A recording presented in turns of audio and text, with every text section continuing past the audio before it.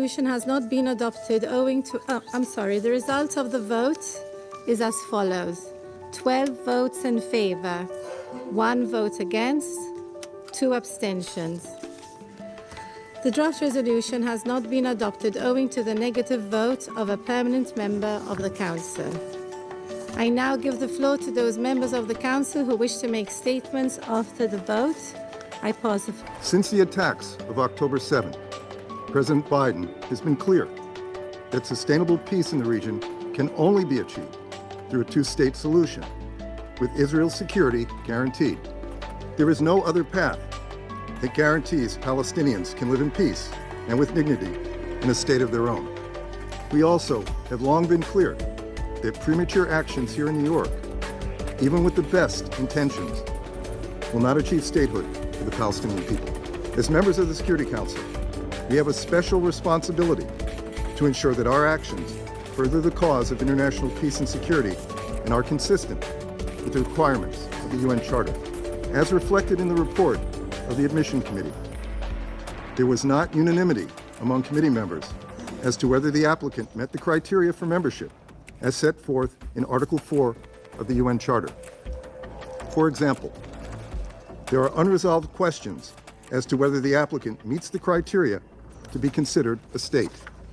We have long called on the Palestinian Authority to undertake necessary reforms to help establish the attributes of readiness for statehood, and note that Hamas, a terrorist organization, is currently exerting power and influence in Gaza, an integral part of the state envisioned in this resolution. For these reasons, the United States voted no on this Security Council resolution. Again, the United States continues to strongly support a two-state solution. This vote does not reflect opposition to Palestinian statehood, but instead is an acknowledgement that it will only come from direct negotiations between the parties. Having for the 5th time since the beginning of the exacerbation in Gaza their veto, they have once again demonstrated what they really think of the Palestinians. For Washington, they do not deserve to have their own state. They are only a barrier on the path towards realizing the interests of Israel. For that reason, the United States is ready to the last to turn a blind eye to the crimes of Israel against the civilians in Gaza. Today's use of the veto by the US delegation is a hopeless attempt to stop the inevitable course of history. The results of the vote, where Washington was practically in complete isolation, speak for themselves. We call on the United States to listen to the voice of reason, to think about the consequences of their decisions, and to immediately join in the efforts of the other members of the Security Council to establish an immediate ceasefire in Gaza. Thank you. Today is a sad day. Because of the veto by the United States, the application by Palestine for full membership at the UN has been rejected. The decade-long dream of the Palestinian people ruthlessly dashed. China finds the decision by the US most disappointing. An independent state of Palestine has been a long-cherished intergenerational dream of the Palestinian people. Its full membership at the UN is a crucial step in that historical direction and process. The relevant countries premise its inability to support Palestine in UN's membership is on the grounds that the state of Palestine does not have the capacity to govern. We do not agree with this assessment. What is even more unacceptable is some countries challenging Palestine's eligibility for membership of the UN under the UN Charter, implying that it still remains a question whether Palestine is peace-loving. Such an allegation is outrageous and a step too far. All countries that genuinely support the two-state solution should not stand in the way of Palestine's full membership at the UN. By all of your statements, those who voted in favor and even those who voted differently, of the passion that it contained in your commitment and understanding the pain and the moment of the Palestinian people. I salute you in the name of the Palestinian people and their leadership. We accepted the two-state solution along the 1967 borders as an international vision of peace. The Arab states put forth the Arab Peace Initiative to support this vision.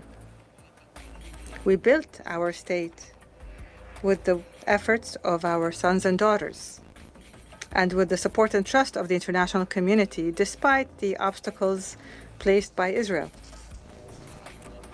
We have engaged in the peace process in a manner that would secure our supreme national interests, and we have abided by the foundations of a peaceful and legal settlement to the conflict. The Palestinian leadership, it is up to you now to determine who loves peace and who is the enemy of peace.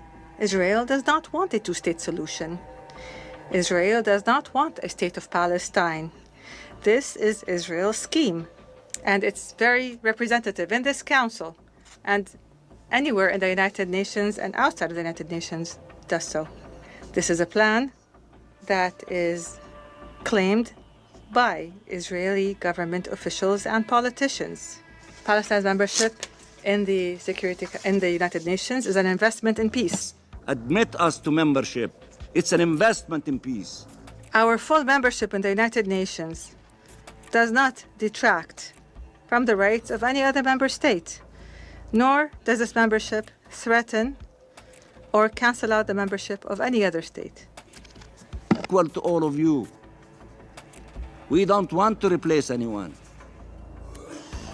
We want to enter your club as equal. Supporting, granting Palestine full membership has put us on the path of hope, to keep the hope alive. The fact that this resolution did not pass will not break our will. Colleagues, I sat here mere hours ago describing why this resolution is destructive. I explained how the Palestinian Authority does not meet even the basic criteria, that they have no authority over their territory, and that the Palestinian Authority is a terror-supporting entity. How can you say seriously that the Palestinians are peace-loving? How? None of their leaders condemns terrorism, nor the October 7th massacre. They call Hamas their brothers. The Palestinian representative called Hamas his brothers after the massacre. Yet, regardless of the Palestinians' failure to meet the necessary criteria for UN membership, most of you, sadly, decided to reward Palestinian terror with Palestinian state. It's very sad, because your vote will only embolden Palestinian rejectionism even more and make peace almost impossible. Please remember this the next time the Palestinians reject another peace plan or refuse to even come to the negotiating table. I won't try to fix what is already broken. Speaking to this council is like speaking to a brick wall. I pray that the day will come and you will understand the magnitude of the mistake that you are making here. I pray that you will understand before it's too late. Thank you.